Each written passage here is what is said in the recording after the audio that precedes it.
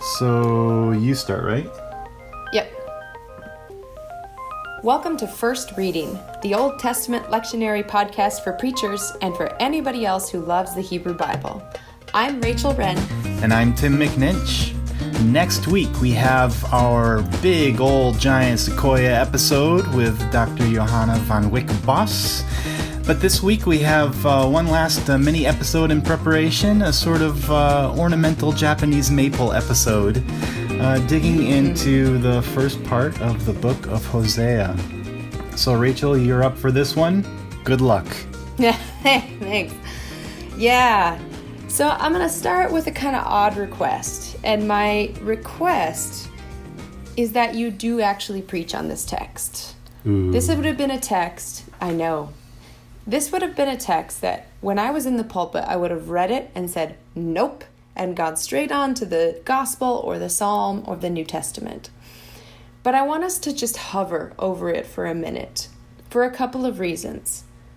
The first reason is that next week's text, the 11th chapter of Hosea, has some of the most gorgeous God-mother imagery in the entire Bible. It is one of my favorite chapters. It is beautiful.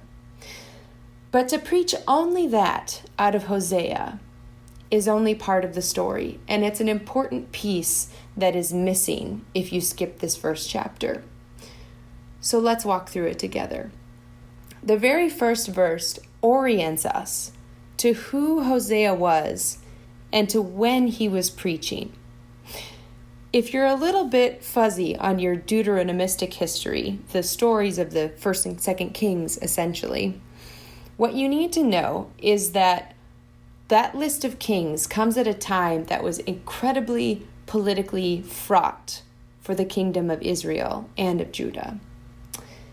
Their enemies were strengthening, Assyria and Egypt were warring, and it became very clear that it was only a matter of time before the kingdom of Israel was going to fall.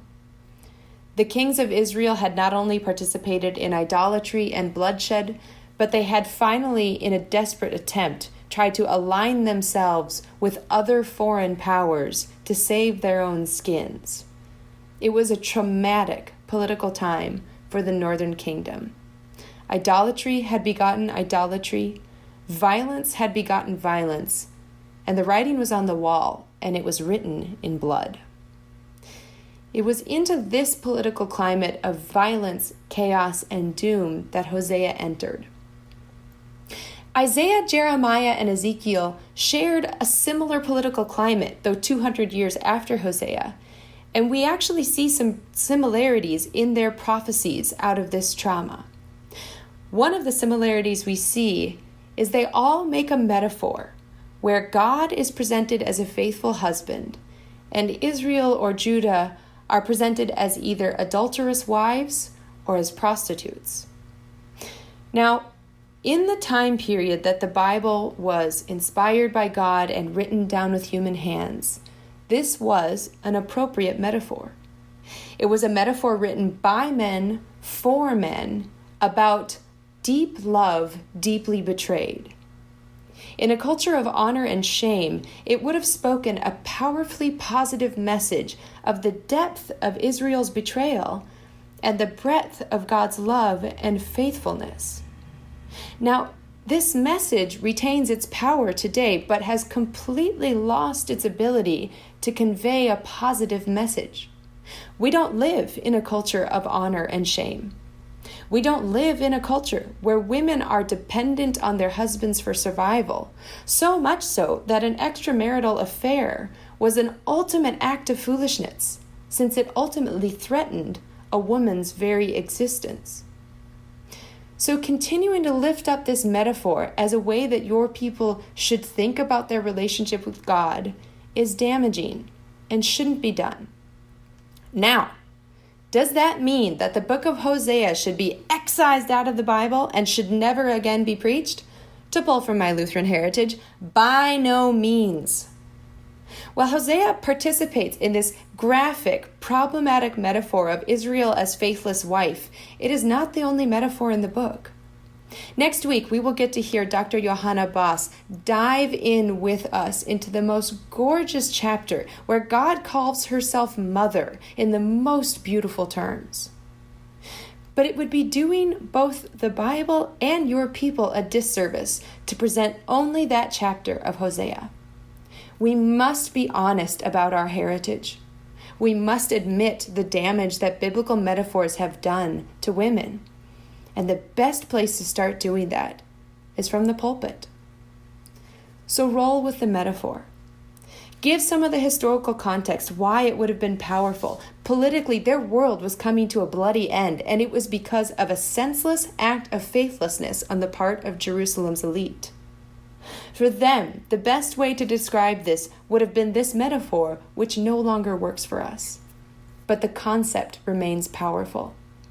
In your setting, what are the silly, senseless acts of the few that are bringing about misery for the innocent? Is it feckless economic policies that privilege short-term gain but are killing small towns and rural areas? Is it infatuation with convenience that makes our lives easier but is killing the earth upon which we must depend?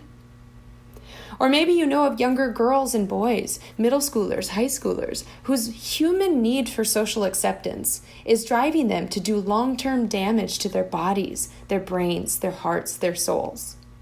For that matter, the not-so-young do the same. It's a message everybody could hear. So preach this text. If reading Wife of Whoredom in front of your congregation feels unnecessarily painful for any woman who has ever had to endure being called a whore, and you can be sure there's many of us in your congregation, substitute a different word in the reading. Wife of perversion, children of depravity, wickedness, sinfulness, vice. People will get the message, or you can clarify it for them in your sermon. Hosea preaches a powerful message of the blind things that we do that ultimately devour our ability to live thriving lives. It's a message that we'll preach. Just find a different metaphor. And again, I would so strongly encourage you that if you're going to preach the gorgeous mother imagery in next week's Hosea text, which I would even more strongly exhort you to do, preach this one as well. Be honest about our heritage. Do justice to the complicated nature of our holy scriptures, which can be both full of awe and awful. And your people and their relationships with God deserve honesty about that. Thank you, Rachel. That's a really challenging and helpful approach to this difficult text. And I really hope that lots of preachers are going to take you up on your invitation to take a crack at this one and see if they can preach it to their congregation in a way that is encouraging and uplifting, working with that difficult metaphor in the ways that you suggested. I think some really good sermons could come from this. Thanks, I hope so too. It wasn't an easy prep to do for me, so I'm sure it wouldn't be for you preachers as well. So do it with a strong cup of coffee, let's just say that. Yeah, good idea. Well, hey, I hope that you all will tune in next week when we have our long-form episode with our special guest expert.